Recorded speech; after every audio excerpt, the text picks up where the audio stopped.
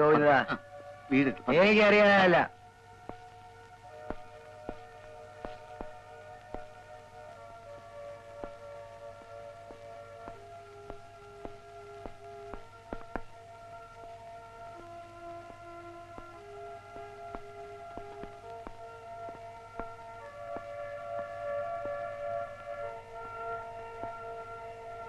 രവി, എന്താ ഇത്?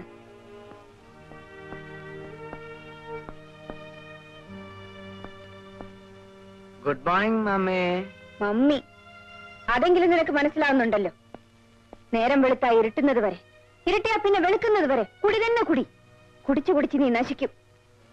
രാജശേഖരൻ തമ്പിയുടെ സഹോദരി സുഭദ്രമ്മ തങ്കച്ചിയാണ് ഞാൻ. എന്റെ മകനാണ് നീ. അന്തസ്സും അഭിമാനമുള്ള തറവാടാണിത്. ആ ഓർമ്മ പോലും നിനക്കില്ലാതെ പോയല്ലോ. കുടിക്കണമെങ്കിൽ ബാറിൽ പോകണമെന്നുണ്ടോ? ഇവിടെ ഇരുന്ന് കുടിച്ചൂടെ? Sorry mummy. എന്നെ അങ്ങനെ വിളിക്കരുത്. നീ എന്റെ മകനാണെന്ന് പറയാൻ ഞാൻ ലജ്ജിക്കുന്നു. ഇനി കുടിക്കില്ല മമ്മി. എനിക്ക് വിശ്വാസമില്ല. നീ ഒരിക്കലും നന്നാവില്ല. ഇല്ല മമ്മി, ഞാൻ കുടിക്കത്തേ ഇല്ല. പോയി കിടന്നുറങ്ങ്. പോയിന്താ വന്നിട്ടില്ല. അറിയല്ലേ?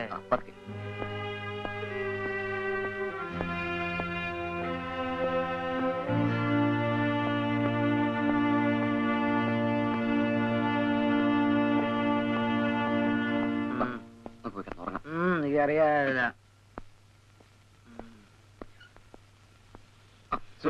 എന്താ തൊഴിയാ?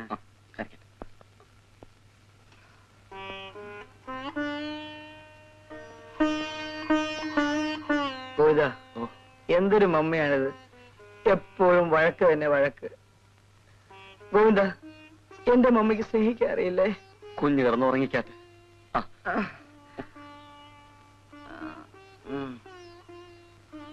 ഗോവിന്ദ പൊയ്ക്കോ.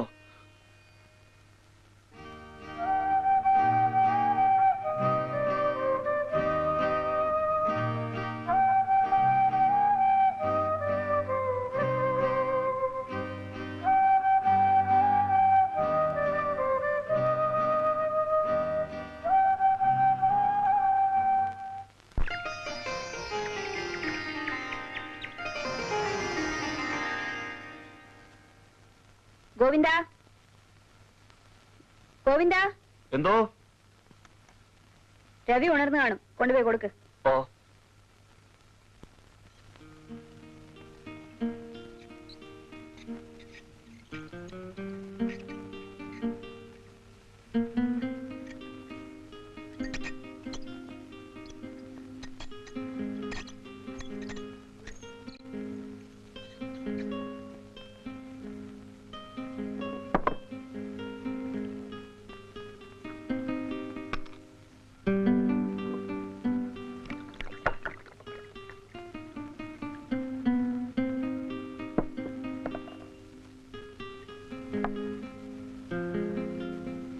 Cheers, darling.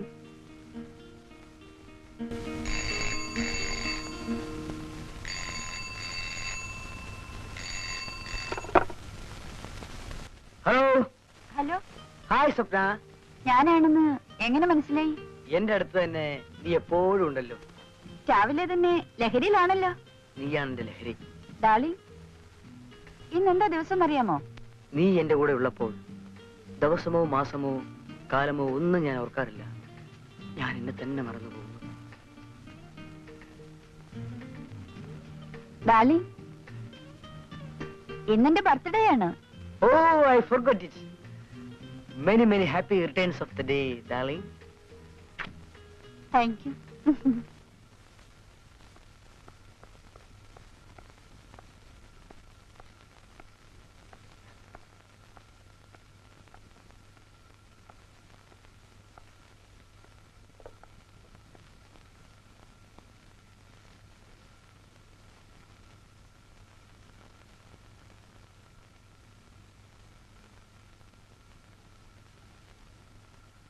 Mummy,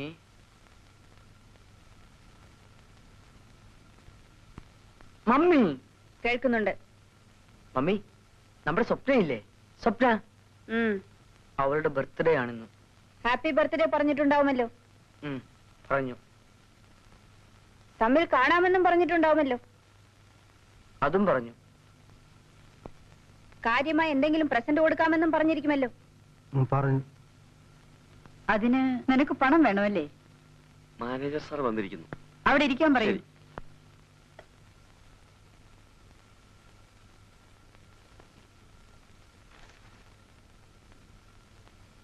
good morning madam. Morning. ഇത് ടോംസൺ കമ്പനിയുമായുള്ള എഗ്രിമെന്റ് ആണ്.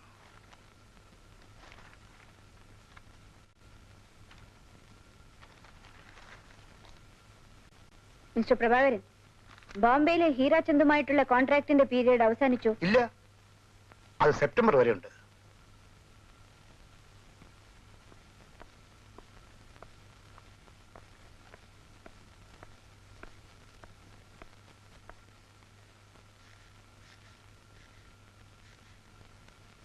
Good morning Ravi. എന്താ നിന്റെ തല മാത്രമേ അനങ്ങുള്ളൂ? നാം അനങ്ങൂല്ലേ? Say good morning. Good morning. എന്താ രവി ഒരുമാതിരി വല്ലാതിരിക്കുന്നത്? ഇവൻ എന്നും ഇങ്ങനെ തന്നെയല്ലേ? നീ എന്താ പിന്നെ ഇവിടെ തന്നെ നിൽക്കുന്നത്?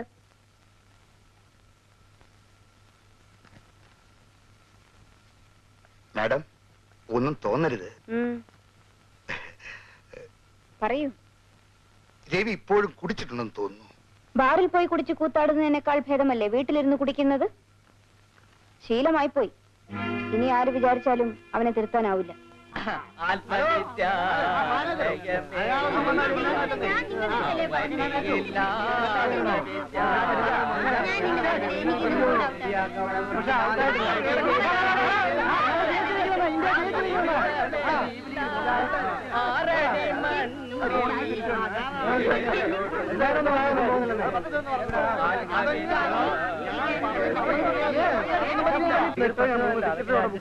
നിങ്ങൾ തീർച്ചയായിട്ടും വരണം. സാർ, 18-ാം തീയതിയാണ് ഓണം. സാറ് ഞങ്ങളെ ഒന്ന് സഹായിക്കണം. ഒരു ചെറിയ അഡ്വാൻസ് തരണം. അയ്യോ, അഡ്വാൻസ്? അത് സാധ്യമല്ല. ചെയ്യുന്ന ജോലിക്ക് കൂലി, അതാണല്ലോ ഇവിടുത്തെ ഏർപ്പാട്. എന്താ രവി, എന്താ? കാഷ്യറോട് ഞാൻ 10,000 രൂപ ചോദിച്ചു. അയാൾ തരുന്നില്ല. നിങ്ങൾ പറഞ്ഞാലേ അയാൾ തരുമെന്ന്. കാഷ്യർ, രവിക്ക് 10,000 രൂപ കൊടുത്തേക്കു. രവി വാങ്ങിച്ചോളൂ. സാർ, ഓണമായിട്ട് ഞങ്ങളുടെ കുഞ്ഞുങ്ങളെ പട്ടിണി കെട്ടരുത്. ഞങ്ങൾക്ക് അഡ്വാൻസ് തരണം. ഇവിടെ ജോലി ചെയ്യുന്ന ഞങ്ങൾ ഇവിടെ അല്ലാതെ വേറെ എവിടെ പോയി ചോദിക്കാനാണ്? മാധവ, പണത്തിന്റെ കാര്യമെല്ലാം സുഭദ്രാമ തങ്കച്ചിയോടാണ് ചോദിക്കേണ്ടത്. എന്താ മാനേജർ? ഇവർക്ക് ഓണത്തിന് അഡ്വാൻസ് വേണമെന്ന്. അഡ്വാൻസോ? ഓ, എന്ന് പറഞ്ഞാൽ ചെയ്യാത്ത ജോലിക്ക് കൂലി. അതെന്റെ സ്ഥാപനത്തിൽ നടപ്പില്ല. അങ്ങനെ പറയരുത്. നോ, കൂടുതൽ സംസാരിക്കണമെന്നില്ല. No advance, nothing. നിങ്ങൾക്ക് പോകാം. ഞങ്ങൾ പോവില്ല. വെറും ന്യായമായ ഒരു കാര്യമാണ് ഞങ്ങൾ പറയുന്നത്. അത് സാധിച്ചു കിട്ടാതെ ഞങ്ങൾ ഇവിടുന്ന് അനങ്ങില്ല. ആർക്കൊക്കെ ന്യായം വേണോ അവർക്കൊക്കെ ഇവിടെ നിൽക്കാം, അല്ലാത്തവർക്ക് പോകാം. സുഭദ്രാമ തകച്ചി, നിങ്ങൾ ഞങ്ങളെ ഭീഷണിപ്പെടുത്തരുത്. ന്യായമായ ഞങ്ങളുടെ അവകാശം നിങ്ങൾ നിഷേധിച്ചാൽ ഈ നിമിഷം മുതൽ ഈ ഫാക്ടറി ചലിക്കില്ല. വരും.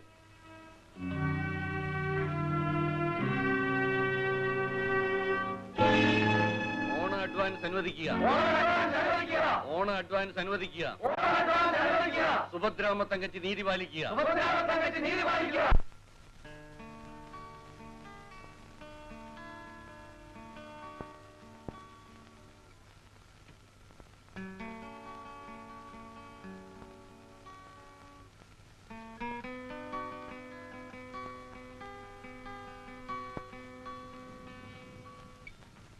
ഹായ് സ്വപ്ന,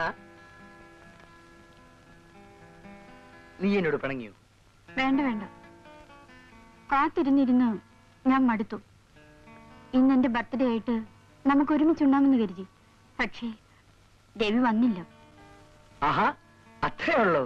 സില്ലികൾ. എനിക്കറിയാം, എന്നോട് സ്നേഹമില്ലഞ്ഞിട്ടാ രവി വരാഞ്ഞത്.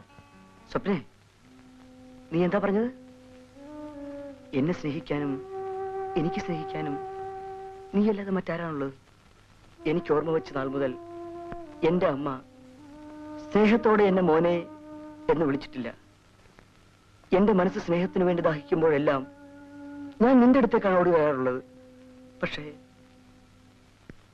നിനക്കും എന്നെ വേണ്ടെങ്കിൽ പിന്നെ ഞാനില്ല. ചേച്ചി, ഞാൻ വെറുതെ പറഞ്ഞല്ലേ. രവീന്ദ്രനെ വിഷമിക്കുന്നേ. രവിയെ സ്നേഹിക്കാൻ ഞാനില്ലേ എപ്പോഴും. എനിക്കെന്റെ രവിയെ കുറിച്ചുള്ള ഓർമ്മ മാത്രമേ ഉള്ളൂ. രവിക്ക് വേണ്ടി മാത്രമാണ് ഞാൻ ജീവിക്കുന്നത്.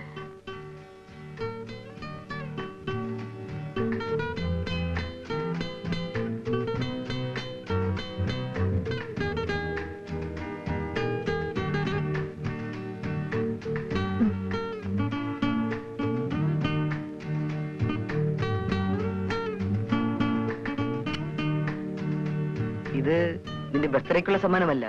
പിന്നെ ഇന്ന് നമ്മളുടെ വിവാഹ നിശ്ചയമാണ്. പക്ഷെ ഒരു കാര്യം, ഇത് നമ്മൾ രണ്ടുപേരും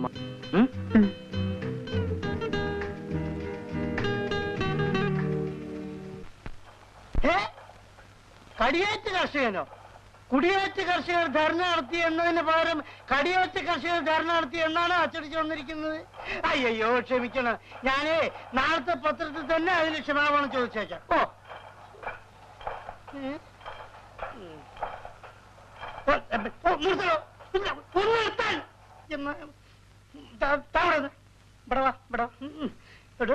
തനിക്ക് ഈ കുടിയും കടിയും തമ്മിലുള്ള വ്യത്യാസം ഒന്നും അറിയില്ല. എന്ത് പറ്റി സാർ? ഞാൻ വേണം നാളെ ക്ഷമാപണം ചോദിക്കാം. അറിയോ? ഒരു മാറോ, ഒരു മാറോ. ഇനി എന്താണോ ഇതിൽ അച്ചടിച്ച് വെച്ചിരിക്കുന്നത്? തമ്പീസ് ഇൻഡസ്ട്രീസിന് പണിമുടക്ക്, മാനേജ്മെന്റിന്റെ ധിക്കാരം. തന്നോട് ഈ ഫ്രണ്ട് പേജില് 17 ഒളിച്ചോട്ടത്തെ കുറിച്ച് കൊടുക്കാനല്ല ഞാൻ പറഞ്ഞിരിക്കുന്നത്. അത് അച്ഛൻ നടത്തിയപ്പോഴേക്കും 17 തിരിച്ചു വന്നു സാർ. അതിൽ തനിക്കെന്താണോ അവൾ തിരിച്ചു വന്ന് തന്റെ വീട്ടിലേക്കാണോ? തന്നോട് ഇങ്ങനെ ഒരു ന്യൂസ് കൊടുക്കാൻ ആരാ പറഞ്ഞെന്നാ ചോദിച്ചത്? ഇതെന്താ ശ്രീദേവി ഇത്? എന്തിനാ ഇങ്ങനെ റിപ്പോർട്ട് കൊടുത്തത്? അവരൊക്കെ വലിയ വലിയ ആൾക്കാരല്ലേ? അവർക്ക് പണം കൊണ്ടും കൂടിയാണ് ഈ പത്രം നിലനിൽക്കുന്നത്. അതുകൊണ്ട് അവർക്ക് എന്തും ചെയ്യാമെന്നോ? ചിലതൊക്കെ കണ്ടില്ല കേട്ടില്ലാന്ന് വെക്കണം.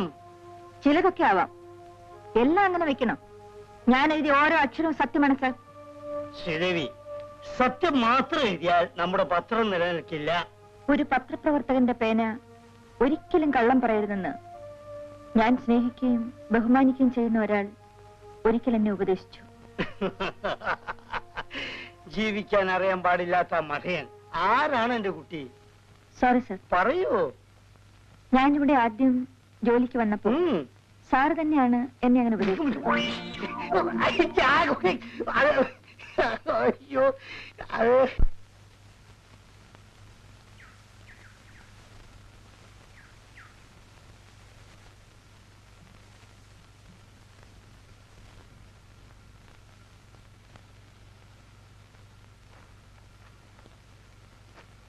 രാജമ്മേ, ഇതാ ഇത്തവണത്തെ ഓണം അങ്ങനെ ഇങ്ങനെയൊക്കെ തന്നെ. ഫാക്ടറിയിലാണെങ്കിൽ പണിമുടക്കവും ബഹളവും ഒക്കെയാ. ഈ രൂപ തന്നെ കുഞ്ഞുവർഗീയത്തിന്റെ കയ്യിൽ നിന്ന് പലിശയ്ക്ക് കടമെടുത്തതാ. ഓണം ഉണ്ടില്ലേലും വേണ്ടില്ല, നിങ്ങൾ ബഹളത്തിനും കുഴപ്പത്തിനൊന്നും പോകാതിരുന്നാ മതി. ആ ഇതാ മോളെ, നിനക്കൊരു സാരിയാ. ആ രാജമ്മേ, നീ അറിഞ്ഞോ, ഇവളെ പറ്റി ഫാക്ടറിയിലുള്ളവർക്കൊക്കെ ഭയങ്കര അഭിപ്രായമാണ്. നീ പത്രത്തിൽ എഴുതി അച്ഛൻ വായിച്ചു, അസലായി മോളെ. നിങ്ങൾ എന്തോന്നാ ഈ പറയുന്നത്? അങ്ങനെയൊക്കെ എഴുതി രാവിലെ അവിടെ വഴക്കം പറഞ്ഞിരിക്കുവാ ഞാൻ. അപ്പഴാ വന്നിരിക്കുന്നത് അസലായി എന്ന് പറയാം. നീ പോടി അവിടുന്ന്. നിനക്ക് അടുക്കള കിടന്ന് ചട്ടിയും കലവും കഴിയാനല്ലാതെ വേറെ വല്ലതും അറിയാമോ? ആ എന്നാലേ വല്ലവരെ പറ്റി വല്ലതൊക്കെ എഴുത്. എന്നിട്ട് അവര് തരുന്ന അച്ഛനും മോളും കൂടെ അങ്ങ് പങ്കിട്ട് വാങ്ങിച്ചോ.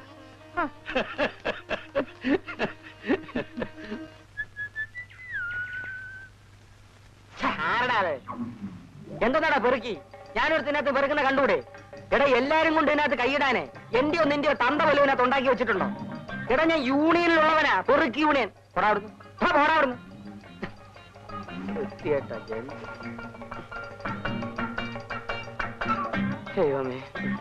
അയ്യോ, എല്ലാവന്മാരും വലിയ വീട്ടിലാ താമസം. ചപ്പും ചവറും കുറ്റിയെ കൊണ്ടൊന്നും ഇടാതെ പുഴുങ്ങി തിന്നുവാണോ? രാവിലെ 10 വിധ കൈനീട്ടം കിട്ടിയില്ല. വല്യവന്മാരോ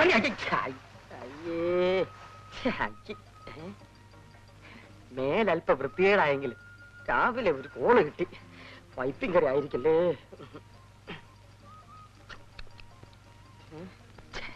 ഒറ്റ തുള്ളി പോലും ഇല്ല. ദാരിദ്ര്യവാസി.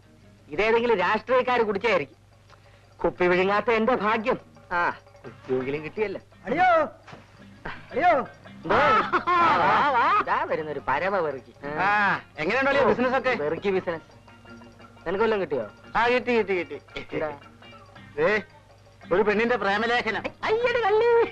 അവനെ കല്യാണം കഴിക്കാൻ പറ്റിയില്ലെങ്കിലേ അവള് തൂങ്ങിച്ചാവോന്ന്. അവള് തൂങ്ങിച്ചാവുകയൊന്നും ഇല്ലല്ലയാ. ആത്മഹൂതിയോന്ന് എഴുതി വെച്ചിരിക്കുന്നത്. ഒരു ഹൂതിയും ചെയ്യില്ല. അവള് വേറെ കല്യാണം കഴിച്ചാണ്. അല്ലെങ്കിൽ വേറെ വല്ലവന്റെ കൂടെ ഇറങ്ങി പോയി കാണും.